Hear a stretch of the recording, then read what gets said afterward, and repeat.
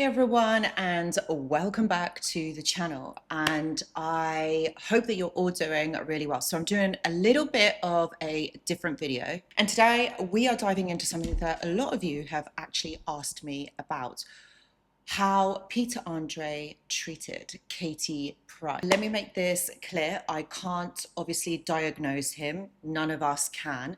But what I can do is look at the behaviors and the patterns and how they line up with narcissistic traits. And more importantly, how you can spot these same patterns if they show up in your life. Because celebrity stories can be juicy, but they're also powerful teaching moments. And if we can learn to see the red flags, the better that we are equipped to protect ourselves. So in this video, I have included a little bit of examples and clips to kind of like accentuate the point that I kind of been talking about in this video. For those of you that don't know who Peter Andre is and Katie Price, these are two English UK celebrities that have been on our screens for more than 20 years. Peter Andre and Katie Price are no longer in a relationship together. They have children together. They were like, I'm taking about like 15, 12 years ago, something like that. And the nation here in the UK, we obviously really loved them. They were seen as the golden couple. But what happened is they split. And obviously this was not an amicable split. And it made it very challenging, very hard to watch on screen. I also did follow the story back in the day, but I didn't understand the full analysis, like the full kind of behaviors, narcissistic behaviors, toxic behaviors, and what was going on. Now, as time has gone on, a little bit more life experience, I can see it for what it is. And this is why I really wanted to look at this. This story has blown up over on social media. So it is a talking point here in the UK. So I wanted to kind of analyze this a little bit more. Okay, so let's rewind. When Peter Andre and Katie Price first got together, it was the fairy tale romance the tabloids absolutely loved. He came across as this charming, doting partner, while Katie was painted basically as this wild one. This is classic love bombing behavior. He basically showered her with affection. He looked like the perfect husband on camera, and the public absolutely loved him for it. But here's the thing. When someone overdoes the charm at the start, especially in a way that's performative for others, it can be a mask. Now, narcissists often need to control. We know this. They control how they are perceived, not just how the relationship is, but just how others see them. So lesson for you. If someone's attention feels overwhelming, almost too perfect too soon, I invite you to check in with yourself, okay, and ask yourself this question. Is this love or is this idealization? And I think that's the first thing that we kind of need to look at here as to what is going on, because this can be a huge red flag and it can indicate to us what's going on. Like, is this person really for me, or is this just the idealization? And the key factor here also is the time, the amount of time that this idealization phase basically goes on. The next part that we need to look at here is image control and smear campaigns. Right, if you have to find a balance. Fine. Show us how you do it again, please. How do you stand up straight? Lean it, lean it. Look. Lean. You make it look so easy. And then, so if I want to go this way instead of reversing, all I have to do is turn my body this way. Oh my god, all I gotta do is just like turn out. Instead of reversing, you know what I mean? In general. I got a lot of friends that are celebrities. Hey. Yeah. I want to go home. It went quiet. Tell you what, the biggest knob ever doing that. In here? Yeah, totally. I don't really give a flying jizz. With the press watching on and security nowhere in sight, Katie's forced to make small talk. What did you guys want to do when you were younger? What did you want to grow up to be? What I'm doing. What you're doing? That's good, then you attained it. You have to work hard to get where you want. And now Pete's completely lost his patience with the situation. Like a hairdresser, you sweep the floor And then you end up blow drying. Yeah, that's pretty good. Yeah, she started off sweeping, then she blew as well. Oh wow, and that's make your way to the top like that? I ended up to start for portfolio Pretty common story. casting. One thing Peter Andre has been accused of is controlling the narrative around Katie Price. When their marriage fell apart, notice how the media stories often positioned him as the victim and her as the villain. Now let's break this down. You know, narcissists thrive on controlling public perception.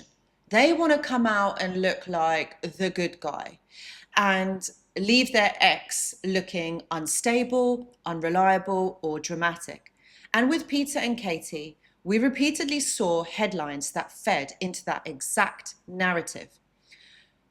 I also remember when Katie spoke out about their relationship, she was often really dismissed as dramatic or attention-seeking. Meanwhile, Peter quietly played the part of the calm, collected parent. And this is textbook smear campaign. Is Daddy loving to you? What? Gutted. Gutted. Is See Daddy, ya. is Daddy Bye. loving to you? Has Daddy changed towards you? Bye. Has Daddy Bye. changed towards you? See ya. Look what she's trying to do to the kids. That's No, really what are bad. you trying to do? Bye. What I'm doing. What are you trying to say? I've changed in front of him? You can't handle that. Handle what? You can't handle that. I'm not Can't giving you handle all what? the attention. That's From what it who? is. You? Yeah. I'm questioning you because I think you're seeing somebody. That's why. It's a completely Junior, different reason. I love your mummy. Don't. Listen, I'm getting out of here. You can always hang out with mummy and just do what mummy does and just be mean to people. That's really nice. That's a really good way to be. Do you really think that? Yeah. I've thought it for ages. I don't care if it is on camera. I have thought it for ages. I think it was Christmas Eve or one of them. He was so obsessed about going to the gym at a ridiculous time when we had 12 people up. Though I do, but at least you heard it from me. He deletes all his messages on his phone. He never used to do that. He won't leave his phone on the side anymore. He's on his computer all the time. He's on his Facebook. So I've joined Facebook, but still only want it for my friends. But yeah, no, I do think something's up. Behind closed doors, the narcissist will provoke, gaslight, and undermine you. But in the public, they'll present themselves as calm and reasonable. And this can also even be seen in the person that he chose to marry afterwards. I didn't really want to bring her in here into this video, but Emily, his wife, also to build up. She was a great addition to his image of a kind, very doting, very submissive, quiet female. She's also a qualified doctor, so it makes her more credible, like also makes him look more credible as well. So the two of them together, you know, paraded this romance, whilst he also kept putting down Katie as also this dramatic, this crazy one, like no one should really believe her. And that's exactly what was wrong with it, is the fact that he controlled the narrative and the perception of how he was seen. So lesson for you, if you're coming out of a toxic relationship and you're worried that no one believes you, remember, narcissists are experts at image control. Just because others can't see it doesn't mean your experience is invalid. So the next aspect I wanted to look at is the custody and the battle and the control. Another behavior we need to look at is the way that Peter Andre has been involved in ongoing custody disputes with Katie. Now again, I'm not inside their relationship, but publicly we've seen him fighting for custody, stories painting him as the responsible parent, and Katie being dragged through the mud. This ties into control. And narcissists, this is their number one thing. Narcissists just don't want to leave you. They don't want to leave you. They want to control what happens after. And that can mean controlling the children, finances, or even how your mutual friends see you. When children are involved, custody can become another battlefield where the narcissist tries to maintain power. I mean, just look at this clip. Like, literally look at this clip. Your birthday this time. Didn't think that could possibly happen. But that's all right. I'm not blaming I'll just put myself in it. I'm just saying everything. No, is but what you do is you make everyone else feel the same way you do. If you don't like yourself, you make everyone else feel like shit. And that is so unfair. Right, can I just say it's something? unfair. It's wrong what you do. And I'll tell you what, we're going to have a good night. But you have put me in the foulest mood. I'm not. And now, I'm on film, Pete, looking like shit as usual. I fucking hate it. look, all right, this was for you. I hope you enjoy it, okay? It's all your friends. What more can I do You're for trying to you? make me feel guilty. Well, you've made me feel like absolute shit. Why have I made you feel like shit? Oh, now you want to know why? Yeah. If I wasn't being filmed, I wouldn't give a shit. Then just say I don't want to be filmed.